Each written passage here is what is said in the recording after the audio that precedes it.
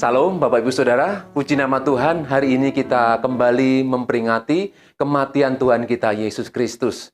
Dan saya yakin seluruh umat Tuhan yang ada di muka bumi ini, mereka yang percaya kepada Yesus adalah Tuhan dan Juru Selamat, mereka memperingatinya. Dan saya rindu tentunya kita tidak hanya sekedar memperingati, tapi kita benar-benar memahami makna kematian Tuhan Yesus. Dan setelah saya merenungkan secara pribadi, Bapak Ibu Saudaraku, kematian Yesus ini mengandung banyak sekali makna. Ya, sebagai makhluk ciptaan Tuhan, kita manusia memang ditetapkan untuk mengalami kematian. Walaupun di dalam Alkitab ada sejarah tokoh-tokoh yang tidak mengalami kematian, yaitu Henokh dan juga Elia. Bapak Ibu Saudaraku, kenapa Tuhan yang kita sembah, Tuhan yang kita akui sebagai Juru Selamat, Yesus, Dia harus mengalami kematian? Ini yang seringkali menjadi pertanyaan banyak orang. Kenapa Tuhanmu harus mengalami kematian? Oleh sebab itu kita bisa memahaminya, kita bisa mengenalinya. Tokoh yang satu ini, yang benar-benar terjadi dan pernah hadir di muka bumi ini, yaitu sosok pribadi Yesus Kristus.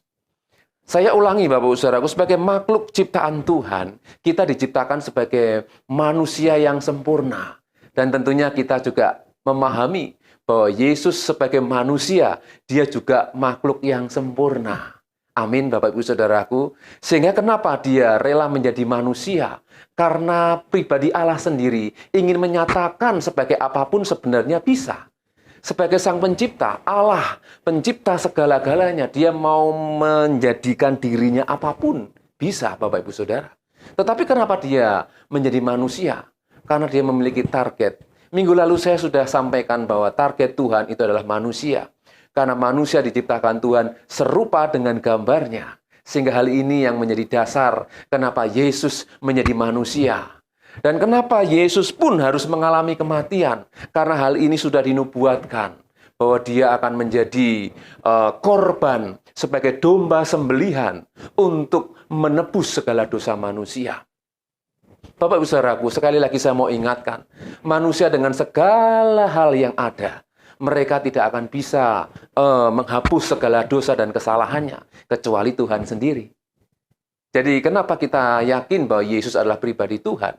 Karena Dia yang bisa menebus dosa seluruh umat manusia. Dan hari ini tentunya kita tidak hanya sekedar memperingati, namun kita akan lebih dalam lagi memahami makna kematian Tuhan Yesus. Dan hari ini kita akan belajar dari surat Roma pasal yang ke-5 ayat 1 sampai dengan yang ke-11.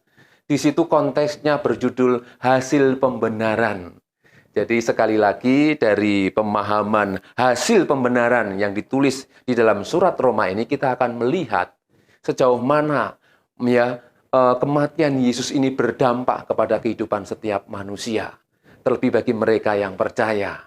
Dan bagi mereka yang belum percaya, saya mau sampaikan bahwa di dalam Yesus ada kehidupan, di dalam Yesus ada damai sejahtera, di dalam Yesus ada jalan keluar. Amin, Bapak Ibu Saudaraku. Puji nama Tuhan, mari kita akan melihat kebenaran firman Tuhan. Dan sebelum kita membacanya, saya mau ingatkan bahwa seorang sahabat, dia dikatakan menjadi sahabat yang baik. Dia rela memberikan nyawanya. Ya, siapa lagi kalau bukan Tuhan Yesus? Dia adalah sahabat kita. Amin, Bapak Ibu Saudaraku. Luar biasa. Mari kita akan baca perikop ini di dalam surat Roma pasal yang ke-5 ayat 1 sampai dengan yang ke-11. Saya akan bacakan sambil saya menjelaskan. Mungkin poin-poinnya nanti Bapak Ibu Saudara bisa tangkap apa yang hari ini kita renungkan. Ya, ayat yang pertama. Sebab itu kita yang dibenarkan karena iman, ini sudah memberikan pengajaran kepada kita. Kita yang dibenarkan karena iman. Ketika kita percaya kepada Yesus, kita sudah dibenarkan. Ketika kita mengaku dengan mulut kita dan percaya dengan hati kita, kita dibenarkan dan diselamatkan. Ya, ayat ini sudah memberikan pengajaran kepada kita. Sebab itu kita yang dibenarkan karena iman. Iman adalah dasar dari segala sesuatu yang kita harapkan dan bukti dari segala sesuatu yang tidak kita lihat. Kita memang belum melihat kerajaan Allah. Yesus datang ke dunia ini, dia memberitakan kerajaannya, yaitu kerajaan Allah, kerajaan Tuhan, kerajaan Bapa, kerajaannya sendiri, Bapak Ibu Saudara. Jadi, tidak heran jika Yesus tidak memberitakan agama atau ajaran-ajaran yang lain. Ya, kembali lagi. Ya, kita hidup dalam damai sejahtera dengan Allah oleh karena Tuhan kita, Yesus Kristus. Jadi karena kita dibenarkan ketika kita percaya kepada Yesus. Maka Tuhan berkata, firman Tuhan berkata, kita hidup dalam damai sejahtera. Jadi ketika kita percaya kepada Yesus, ada damai sejahtera. Kenapa? Karena kematiannya itu membawa damai sejahtera. Kenapa saya katakan kematiannya membawa damai sejahtera? Karena ketika kita berdosa, kita tidak ada lagi hubungan dengan Tuhan. Firman Tuhan berkata yang menjadi pemisah antara engkau, ya, antara manusia dengan Tuhan adalah dosa-dosa manusia. Dosa-dosa kita yang menjadi penghalang. Dan kita tidak bisa memiliki hubungan yang manis dengan Tuhan. Oleh sebab itu perlu adanya jembatan. Oleh sebab itu perlu adanya perantara yang bisa menghubungkan kita dengan pribadi Tuhan. Yaitu pribadi Yesus tentunya. Yesus dia mati menjadi jalan pendamaian. Sehingga dikatakan kita hidup dalam damai sejahtera dengan Allah oleh karena Tuhan kita Yesus Kristus. Ini sebagai pembuka Bapak Ibu Saudara. Ketika kita terima Yesus dengan iman, berarti kita akan memperoleh damai sejahtera. Kemudian ayat yang kedua, oleh dia kita juga beroleh jalan masuk oleh iman kepada kasih karunia ini. Menjadi jalan masuk oleh iman kepada kasih karunia. Ya, jalan masuk oleh iman kita kepada Tuhan yang sesungguhnya. Bukankah pengenalan kita akan Yesus Kristus adalah hidup yang kekal? Dalam Yohanes pasal yang ke-17 ayat yang ketiga. Ya, di dalam kasih karunia ini kita berdiri dan kita bermegah dalam pengharapan akan menerima kemuliaan. Luar biasa Bapak Saudaraku. Dalam satu perikop ini kita diberi banyak pemahaman dan pengajaran. Di dalam kasih karunia ini kita berdiri dan kita bermegah. Kita bisa berdiri. Selayaknya orang yang dikenan oleh Tuhan, kita bisa bermegah. Kenapa? Karena kita dilayakkan. Kita sudah dibenarkan. Orang yang berdosa kalau diampuni, sudah diampuni, dilayakkan, dibenarkan oleh Tuhan sendiri. Berarti kita merasa damai. Ya, kemudian kita bisa berdiri dan bermegah. Ya, dalam pengharapan karena kita masih tinggal di dunia ini. Jadi kita masih ngarep, orang bilang. Berpengharapan, ngarep apa saudaraku? Ngarep menerima kemuliaan Tuhan. Apa sih kemuliaan Tuhan? Hidup bersama dengan Tuhan itu kemuliaan yang luar biasa. Yang terus dikejar oleh orang-orang yang percaya dan yang mencari Tuhan. Luar biasa Bapak Saudaraku. Inilah pengharapan kita menerima kemuliaan Allah. Ayat yang ketiga, dan bukan hanya itu saja. Kita malah bermegah juga dalam kesengsaraan kita. Jangan lupa, kita masih tinggal di dunia. Kita pasti akan mengalami apa yang namanya sengsara, penderitaan. Ya, penderitaan yang Tuhan izinkan mendatangkan sukacita. Firman Tuhan mengatakan. Ya, tapi duka cita yang berasal dari dunia ini akan membawa kepada kematian. Jadi kita harus bedakan, Bapak Saudaraku. Sengsara, menderita karena Tuhan, itu berakibat kehidupan. Ya, berakibat sukacita. Tetapi penderitaan karena dunia ini, maka akan menghasilkan kematian. Bapak Saudaraku, melalui kisah tentang kematian Yesus, ya, akan dijawab lebih dalam lagi melalui perikop ini. Ya, ayat yang ketiga, dan bukan hanya itu saja, kita malah bermegah juga dalam kesengsaraan kita. Karena kita tahu bahwa kesengsaraan itu menimbulkan ketekunan. Selama kita tinggal di bumi, kita tinggal di dunia ini, kita akan diajar, dilatih untuk memiliki iman yang teguh, iman yang kokoh. Kita pasti akan menghadapi apa yang namanya ujian. Bapak Abraham tidak mungkin menjadi bapak orang beriman ketika dia diuji sedemikian rupa. Apalagi kita. Ya, generasi penerus Abraham, iman Abraham. Kita yakin apapun yang terjadi dalam hidup kita ini, itu adalah ujian sejauh mana kita tetap percaya kepada Tuhan. Walaupun pada kenyataannya banyak orang-orang yang percaya kepada Yesus, Ternyata dalam perjalanannya mereka akhirnya undur, bahkan mereka bisa mengambil keputusan yang salah, ya, murtad, meninggalkan Tuhan. Ini adalah hal yang sangat menyedihkan, Bapak Ibu Saudara. Tapi kita diingatkan melalui ayat ini, ya, karena kita tahu bahwa kesengsaraan itu menimbulkan ketekunan. Kita harus semakin bertekun, Bapak Ibu Saudara. Memperingati kematian Tuhan Yesus tidak hanya kita mendengar firman Tuhan, tapi kita harus ikut merasakan. Ya, ketika sebagai pengikut Kristus kita harus mengikuti jejaknya. Pikul salib sangkal diri tidak bisa ditawar lagi. Ini yang harus kita lakukan, Bapak Ibu Saudara. Karena kita memiliki tujuan yang pasti. Ya, tujuan yang jelas. Yesus yang dari surga turun ke dunia. Dia menjadi sama seperti manusia. Menjadi seorang hamba. Dan dia sampai mati di atas kayu salib. Kemudian di hari ketiga dia bangkit dan dia naik ke surga. Ini satu peristiwa yang terjadi dan sudah dibuktikan. Bagi mereka yang percaya, mereka akan beroleh hidup. Seperti yang Yesus janjikan. Tapi bagi mereka yang tidak percaya, dan mereka yang masih ragu dan lebih mengasihi dunia ini, mereka akan kehilangan janji Tuhan. Oleh sebab itu, ayat ini kembali mengingatkan supaya kita bertekun. Tekun untuk apa? Semakin memahami kebenaran. Semakin bertekun dalam firman. Mungkin kita membaca Alkitab, membaca firman Tuhan sama, tapi pemahaman selalu baru. Ini yang saya rasakan, Bapak Ibu Saudara. Ketika kita membaca firman Tuhan, kita mungkin tidak paham. Tetapi ketika Roh Kudus hadir, Roh Kudus memberikan pengertian.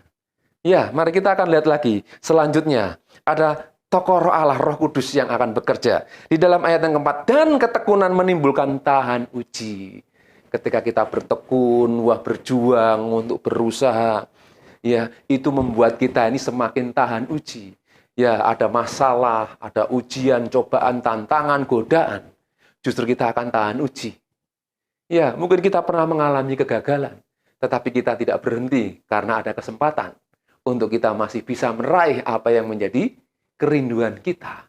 Dan tentunya kita tidak berjalan sendiri, karena Tuhan berjanji Dia akan menyertai kita sampai akhir zaman. Jika hari ini kita masih bisa memiliki kesempatan belajar firman Tuhan, mendengar firman Tuhan, merenungkan firman Tuhan, lakukanlah dengan ketekunan sampai kita tahan uji. Karena hidup di dunia ini penuh dengan tantangan. Jadi kita harus menyadari hal ini, Bapak Saudaraku. Ya, dan tahan uji menimbulkan pengharapan. Walaupun kita seolah-olah pernah menjadi manusia yang tergopoh-gopoh, menghadapi masalah, sangat berat tekanan hidup yang tidak bisa kita atasi. Tapi Tuhan berjanji, Dia akan menopang hidup kita. Dia tidak akan pernah membiarkan kita jatuh sampai tergeletak. Amin, Bapak Ibu Saudara. Iya, ini saya alami ketika saya mengalami satu hal yang sangat berat dalam hidup ini. Tuhan tidak pernah meninggalkan saya. Tuhan masih memberikan saya kesempatan. Dan saya mau ngambil keputusan yang benar. Dan saya mau tetap terus berjuang. Ya, bertahan dalam iman. Dan akan membuahkan pengharapan. Dan pengharapan bagi orang percaya itu seperti sauh. Iya, saudara bisa lihat nahkoda ketika dia menurunkan jangkarnya. Ketika yakin bahwa jangkarnya sudah nancap di bawah kuat, maka ombak apapun yang terjadi, perahu itu tetap kuat karena ada jangkar. Ya, seperti sauh jangkar. Pengharapan kita itu seperti sauh. Dan pengharapan kita adalah pengharapan yang pasti ketika hidup kita tanamkan di dalam Yesus Kristus. Dia yang hidup dan tidak selamanya mati, Bapak Ibu Saudara. Sehingga kita yang percaya pun akan juga mengalami kehidupan. Amin, Bapak Ibu Saudaraku. Ya, sekali lagi, ayat yang kelima, dan pengharapan tidak mengecewakan. Karena kasih Allah telah dicurahkan di dalam hati kita oleh Roh Kudus yang telah dikaruniakan kepada kita. Ini peran Roh Kudus dimunculkan di ayat ini. Jelas pengharapan tidak mengecewakan karena kasih Allah telah dicurahkan di dalam hati kita, ya, oleh Roh Kudus, Roh Allah yang ditempatkan dalam hati kita. Roh yang Tuhan taruh lebih besar, yang ada di dalam diri kita ini lebih besar daripada roh yang ada di dunia ini. Sehingga tidak ada ketakutan lagi. Kenapa orang itu takut? Karena dia mengalami hidup yang tidak menentu. Ya, kita pun mungkin mengalami masa-masa yang sukar. Kita tidak bisa mengambil keputusan. Kita mengalami goncangan-goncangan. Kita tidak ada daya untuk bisa menghadapi kenyataan. Itu kita harus mengoreksi hidup kita. Sejauh mana Roh Kudus kita minta untuk ambil alih seluruh kehidupan kita. Kenapa kita rasanya hampa, ampang dalam hidup ini? Mungkin kita tidak melibatkan Tuhan dalam hidup kita. Bapak saudaraku, peran Roh Kudus itu sangat penting. Ya, dan hal ini harus kita pelihara, di mana Roh Kudus yang ada dalam hidup kita ini menjadi satu pribadi yang terus membimbing kita, mengarahkan kita, menegur kita, bahkan menghibur dan menguatkan kita. Ya, ayat yang kelima ini memberikan kita kekuatan, yaitu ketika Roh Kudus ada dalam hidup kita. Kemudian ayat yang keenam, karena waktu kita masih lemah, Kristus telah mati untuk kita, orang-orang durhaka, pada waktu yang ditentukan oleh Allah. Jelas, ini memberikan kita pengertian, waktu kita masih tidak berdaya, Kristus telah mati untuk kita orang-orang durhaka, pada waktu yang ditentukan oleh Allah. Jadi, segala hal terjadi dalam hidup ini, semua ada waktu dan masanya. Ketika kita lemah tak berdaya, justru dengan kematian Yesus ini, kita mendapatkan kekuatan. Kenapa? Karena Yesus yang menopang hidup kita. Sampai hari ini kita bisa ada. Kita bisa menikmati apa yang baik.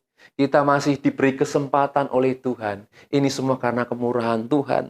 Ya, karena dikatakan Kristus telah mati untuk kita orang-orang durhaka. Yang harusnya kita ini dihukum. Yang harusnya kita ini mati binasa. Tapi itu diganti oleh Yesus Kristus. Ya, itu adalah waktunya Tuhan. Kapan? Hari ini, Bapak Ibu Saudara, kita memperoleh keselamatan itu. Luar biasa. Sebab tidak mudah seorang mau mati untuk orang yang benar, tetapi mungkin untuk orang yang baik, ada orang yang berani mati. Ini bisa digambarkan ketika ada orang yang berbuat baik kepada kita. Ya, kita berani mati mungkin untuk mereka yang berbuat baik. Tetapi ayat ini mengingatkan, tidak mudah seorang mau mati untuk orang yang benar. Ya, apalagi di zaman sekarang. Ya, orang benar itu sangat sulit didapatkan. Ya, untuk bisa berdiri bertahan itu juga sudah luar biasa. Tapi saya mau ingatkan, kita dipanggil Tuhan untuk tetap kuat. Karena kita bersama dengan Tuhan. Amin. Ya, tantangan boleh ada, ujian, tantangan, godaan boleh ada. Tapi mari kita terus tegak berdiri dalam kebenaran. Karena inilah jaminan bagaimana kita bisa masuk dalam kerajaan Allah. Ya, ayat 8, akan tetapi Allah menunjukkan kasih-Nya kepada kita oleh karena Kristus telah mati untuk kita. Ketika kita masih berdosa. Allah menunjukkan kasih-Nya kepada kita. Ya, walaupun kita masih kadang salah, kadang kita masih melanggar, tapi kita harus mulai menata hidup kita untuk tetap benar di mata Tuhan.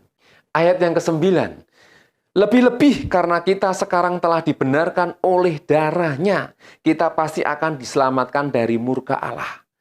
Bapak Ibu Saudaraku, saya menggarisbawahi kata lebih-lebih karena ditulis beberapa kali. Ya, dikatakan lebih-lebih karena kita sekarang telah dibenarkan oleh darah-Nya. Jadi oleh darah Yesus kita juga dibenarkan.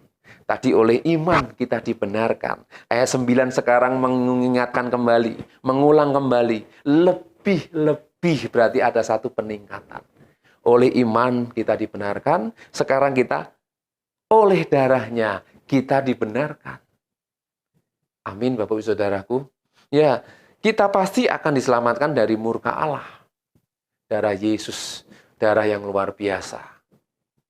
Bukan darah sembarangan. Ya, jadi ketika kita terima tubuh dan darah Yesus, kita harus betul-betul ya merasakan bahwa darah Yesus itu berkuasa, tidak hanya sanggup menyembuhkan segala sakit penyakit, tapi segala dosa kita dihapuskan.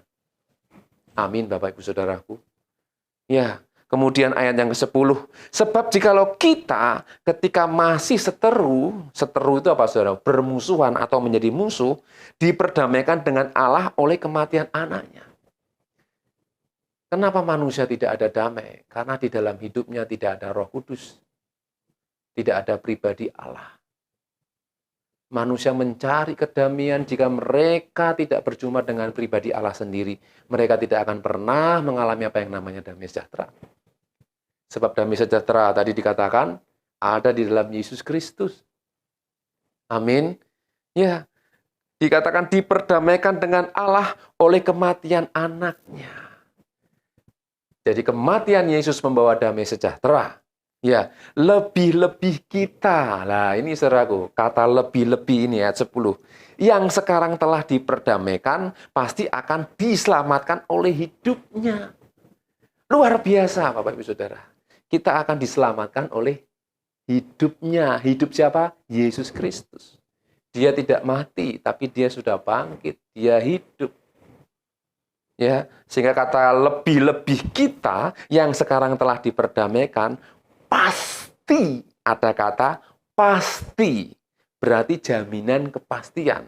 Di dalam Yesus ada kepastian, ya akan diselamatkan oleh hidup Yesus. Sehingga firman Tuhan mengatakan, bagiku hidup adalah Kristus dan mati adalah untung. Jadi mati adalah keuntungan. Jadi jika Yesus yang kita sembah, yang kita akui sebagai Tuhan, dia memang harus mati. Itu membuktikan dia mengasihi kita. Itu membuktikan bahwa segala hal yang tidak benar itu dilenyapkan oleh kematiannya. Sehingga maut tidak berkuasa lagi. Ini yang menjadi dasar kenapa kita memperingati kematian Yesus. Luar biasa Bapak Saudaraku. Ayat yang 11 yang terakhir.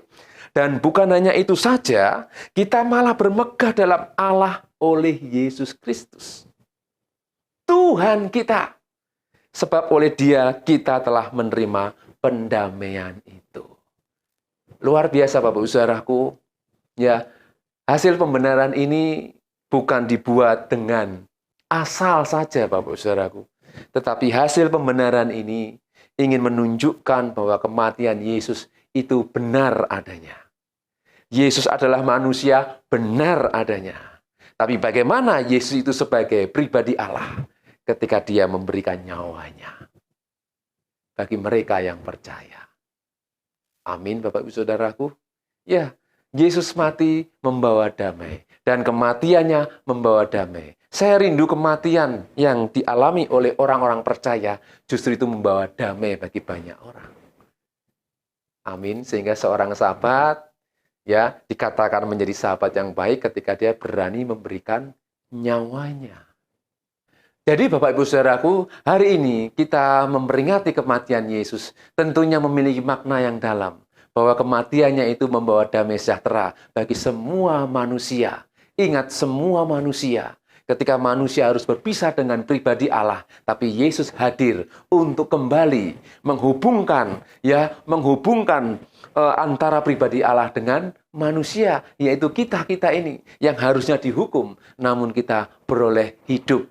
Ya, ini Bapak Saudaraku yang menjadi pemahaman kita. Kenapa Yesus harus mati? Karena dia mau menjadi perantara antara pribadi Allah yang luar biasa, yang besar sebagai pencipta langit dan bumi, ya, untuk menjalin hubungan dengan kita orang-orang yang berdosa, yang menerima Yesus dengan iman dan percaya darah Yesus yang menyucikan, maka kita menjadi orang-orang yang berkenan di mata Tuhan.